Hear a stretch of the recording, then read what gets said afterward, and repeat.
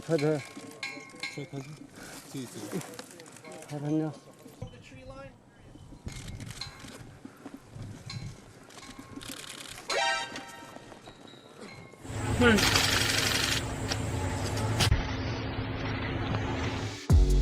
Congresswoman, thank you so much for being on the program. We're having like a full Donald Trump fast food show here based on what he did at Chick-fil-A yesterday. Sort of presenting the differences between him and Joe Biden and their style of campaigning. Donald Trump brings people hope, and Joe Biden brings people depression. Do you agree? I agree. And frankly, it's funny to hear the commentary from CNN. Whatever this spectacle is, that's actually called grassroots campaigning, and that makes up how you win an election, which is why he's going to win. So it's really charming. It's really charming to like buy somebody some fried chicken, right? Or buy somebody some food. It's a nice thing to do. And you can see that you can see this photo here, the faces on the workers at Chick-fil-A, and they're taken by Donald Trump.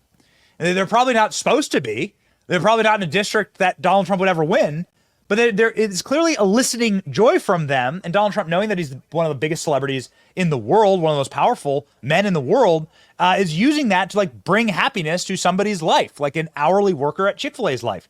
And this is something I think that is really neat and precious, and we should like appreciate and celebrate on the campaign trail.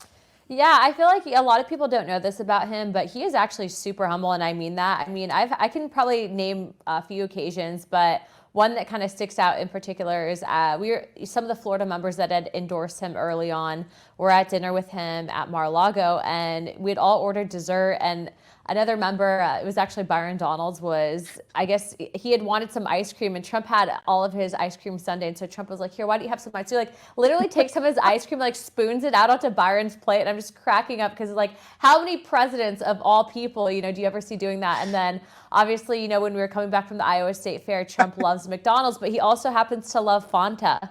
And so I was talking to him about Jarritos and Fanta and the difference. But yeah, he's a really cool guy. And I think that that's just a show of how humble he is. But I think it's also a testament. I mean, his kids are humble too, so they're just good people. So we are facing quite a buffet in Congress, some real junk food that is being pushed, I guess, on the Republican caucus right now over FISA. This seems to be the battle du jour. And the procedural vote yesterday for the rules was killed. And I've been briefed on this. It seems like an interesting way to sort of carve up this very sticky issue. From my perspective, this is obviously how they were able to spy on Trump and spy on Americans. And there should just kind of be a hard rule against that since we have a constitution in this country. What was your take yesterday? What's the path moving forward? So to sum it up, yeah, the group of 18 of us prevented the actual legislation from passing. And it's called killing it on the floor. So we prevented it from even coming to a vote. You are right. This legislation written as is the reason why President Trump was spied on by the Obama holdover administration, Hillary Clinton, and why Joe Biden is currently able to spy on his political enemies, aka every single conservative, Republican, and or probably Christian in this country. And so what I will say is that we cannot allow it to come to another vote unless they're willing to allow for amendments for there to be a warrant. Pretty simple. If you want to gain access to someone's information, you have to have a warrant for it. So no warrant, no FISA. What I am hearing, Benny, and this is just kind of an update on negotiations, but we're hearing it's going to come back up next week with the ability to get a warrant passed. And frankly, if we have the ability to extend with warrant and then allow President Trump, once he's reelected to office, to basically not blockade the full adjustments that we want to make to FISA, I think that that's the best case scenario.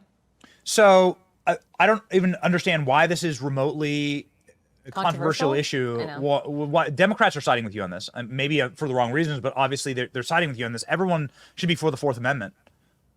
I think what it is that the intelligence community has really scared a majority of members in office into thinking that if we don't pass this, that somehow it's going to hurt Americans. But the fact is that you saw, and to Representative Massey's credit, he actually put out there, and we reposted it on our socials. But, they created a carve out for members of Congress to be notified by the FBI if we're under surveillance. But, rules for us do not apply, according to them, to the masses. And that's a problem, is that everyone should have that that Fourth Amendment. And so we're doing everything that we can to stop it. But, you know, I think you've realized, Benny, that unfortunately, there are a lot of people that think that if they don't take this vote, that they might not get reelected. And you can't go into this job with that mindset. So do you think that members of Congress get spied on through these loopholes?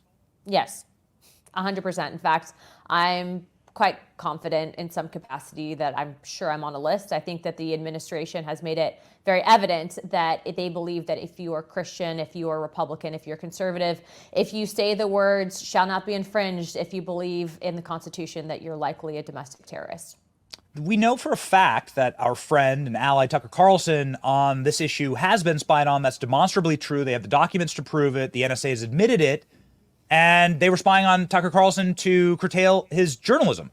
And why wouldn't they do that? Why wouldn't they turn that on members of Congress? How naive is Congress?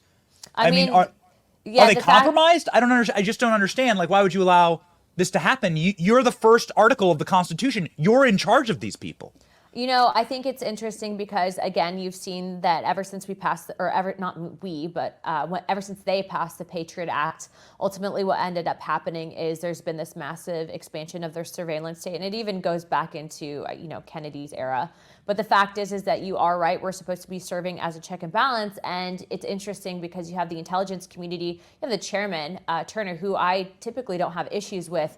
But he goes on television and says that, somehow the GOP's been infected by Russian propagandists, which is insane because now if you don't support Ukraine or you don't support a foreign intervention, of which we should have nothing to do with, somehow you are now an agent of that country, which is absolutely absurd. So I think that, we as a conference are having an identity crisis. You're seeing a lot of people that are retiring and leaving because they just don't want to deal with it, which is, I would say, actually a great opportunity for red-blooded Americans to get elected. And you're seeing President Trump is winning in a lot of these elections moving forward. So I'm hopeful for the next Congress that we hold it, but that we also have a change in the ideologies here that exist in Washington, D.C.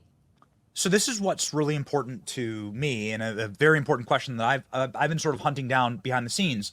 So they bring you into these skiffs, right? And they try and scare the out of you by saying that there's going to be some horrible attack. Pardon my language, but little haunted horrors, smoke and mirrors, haunted mansion kind of thing, where they say something really bad is going to happen if we're not allowed to spy on Americans and violate all of our rights.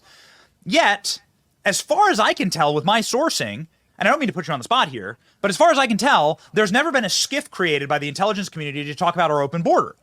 Nobody's ever gone and done a briefing about the number of terrorists, when there are thousands of them, who have tried to successfully or unsuccessfully cross into our nation and said the open border is a threat to a threat to our nation, an intelligence threat. Has that ever happened? Can you confirm that? So we can do private meetings. So actually myself and Representative Ogle just stood up the Counterterrorism Caucus. And so I'm actually one of the co-chairwomen of that organization. So we are going to be doing that stuff. But to answer your question in general, it seems that there has been definitely proof that they had an orchestrated leakage of what information was discussed in a skiff in an attempt to persuade the arguments on why we should vote for FISA, and that's obviously unacceptable. So everyone wants the American homeland to be secure, obviously, and that's the sort of seems to be like the predicate for getting FISA passed. But the real problem is the open border allowing terrorists to come into the country, right? They're concerned that terrorists are in the country. Christopher Wray, where am I getting a lot of this? Christopher Wray testifies about this all the time. And he says, I'm really concerned about terrorism in the country. And that's okay. I'm fine. Me too. But nobody ever goes back to the root cause and says this open border is why we have terrorists in the country. We need to close the border. When are the intel agencies going to declare that we must close the border? I agree. We're also seeing that under the Department of Homeland Security, there was CISA, which was stood up to actually monitor counterterrorism, and ultimately that was also weaponized again and was exploited by Twitter 1.0 and these different tech companies to suppress information on election integrity and moving out of the 2020 election.